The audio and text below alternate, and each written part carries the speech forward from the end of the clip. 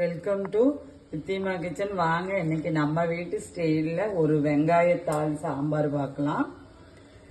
வெங்காயத்தாள் carrot மாதிரி எல்லாத்துக்கூட நல்லா match ஆகும்.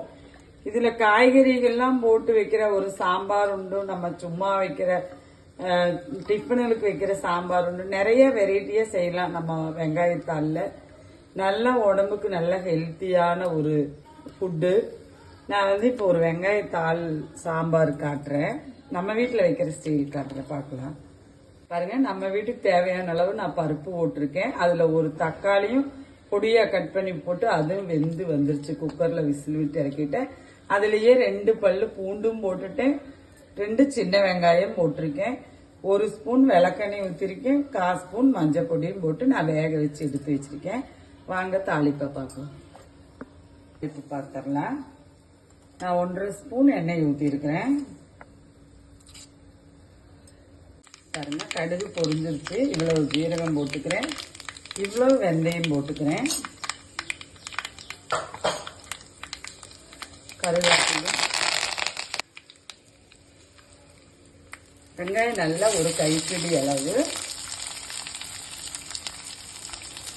சின்ன வெங்காயம் தாங்க போட்டுக்கணும்.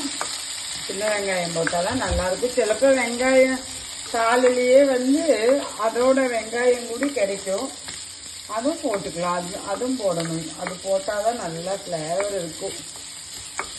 வெங்காயத்தாள் வாஷ் பண்ணி பொடியா அறுத்து வச்சிருக்கேன். ஒரு பச்சை மிளகாயும் வச்சிருக்கேன், அது இதுல போட்டுட்டு போறேன்.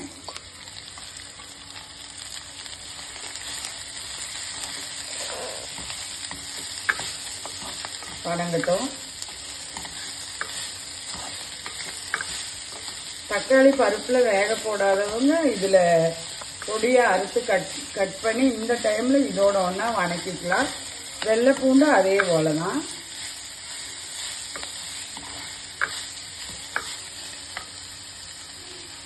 இந்த டைமே நான் கொஞ்சம் ஒரு பிஞ்சு பெருங்காய பொடி போட்டுக்கிறேன்.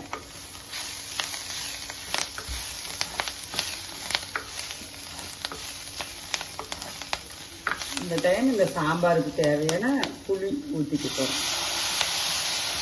புளியெல்லாம் அவங்கவுங்க விருப்பங்க.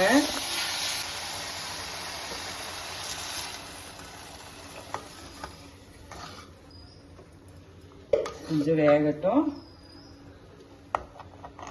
பாருங்க, இந்த சாம்பாருக்கு காரத்துக்கு தகுந்த மிளகா பொடி போட்டுக்க போறேன். சாம்பார் பொடியும் போட்டுட்டு போறேன்.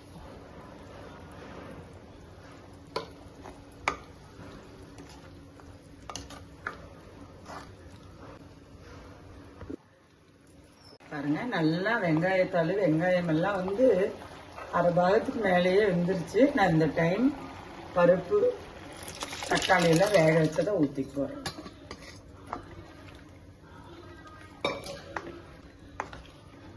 உப்பெல்லாம் நீங்க உப்பு காரம் எல்லாம் இந்த டைம் பார்த்துக்கலாம்.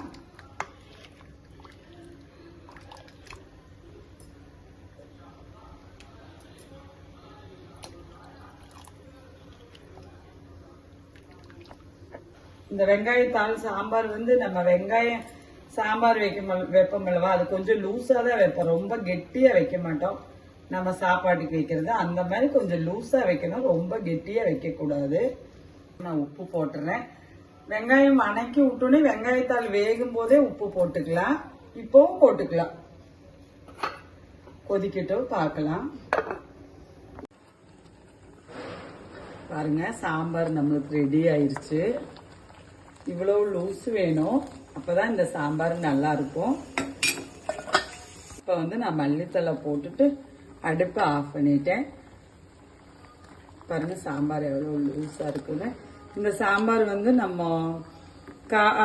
பருப்பு கூட ஒன்னாவே எல்லாம் போட்டு வைக்கும்போது அது ஒரு டேஸ்டா இருக்கும். நம்ம தனியா பருப்பு வேக வச்சு எடுத்து செய்யும்போது அது ஒரு டேஸ்டா இருக்கும்.